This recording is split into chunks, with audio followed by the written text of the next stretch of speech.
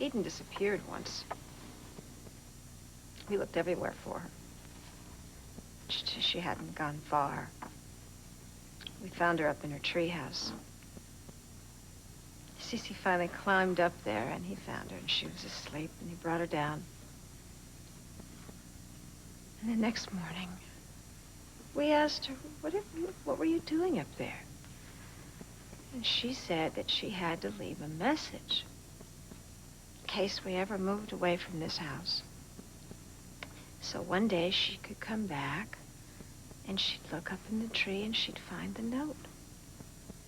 Written from a 10-year-old girl to the future. What did it say? I'll remember you. The note's still there. Now she won't be coming back for it. Yeah.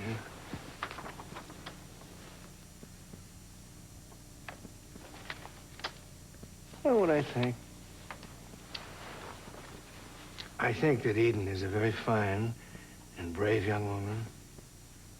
Would rather stay away than risk hurting you all. She loves you all too much.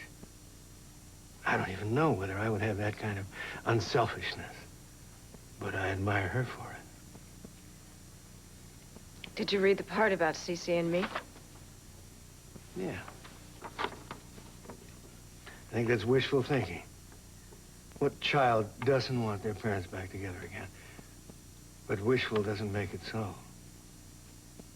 Even Eden would admit that you can't go home again.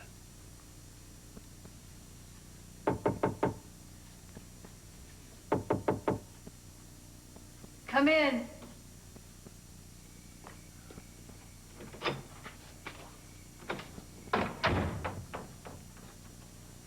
Sophia, I got a letter from Eden.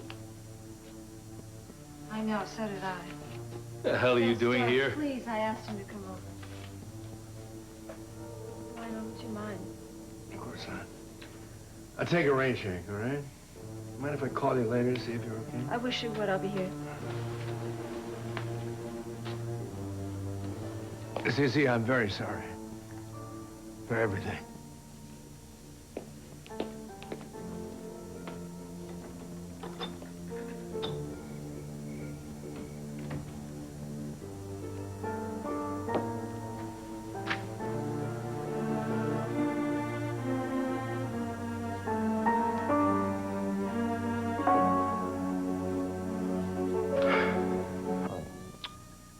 Kelly was with me when the letter came. I haven't told Mason or Ted yet. I can't even imagine seeing Cruz. Well, maybe we won't have to. Maybe, Eden will come to her senses and realize what a tragic mistake she's made. I know how hard it is to let go, but we can't do it anymore. We can't live on these false hopes and these expectations. We have to honor her request. We've got to let go. You know, at the office, I give an order and it's done. I pick up a phone, I send a fax, dispatch a memo, it's over, finished. How is it I don't have the kind of influence of all the people I love most in the world? How come? Remember when Ted was just a little guy? And he used to dress up in your clothes, pretend he was you. And he'd go clomping down the hall in shoes that are like 10 times too big for him.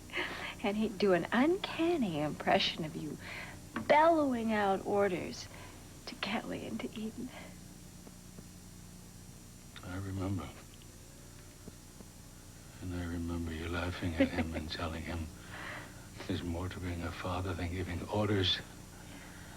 And then Ted would say, well, then what fun is it?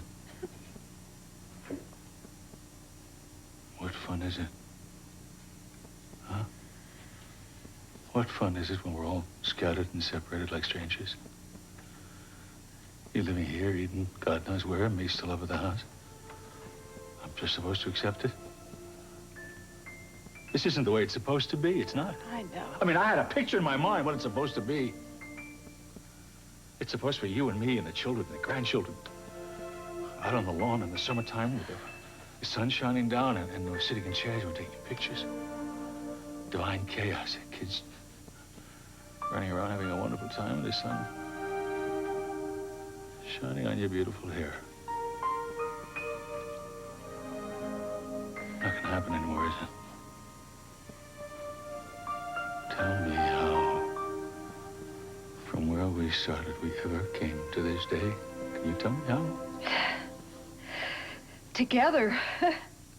For the most part. So where did you get the strength to accept it? From you. Just like you'll get it from me. Still. We'll survive this, you know. We've survived everything up until now.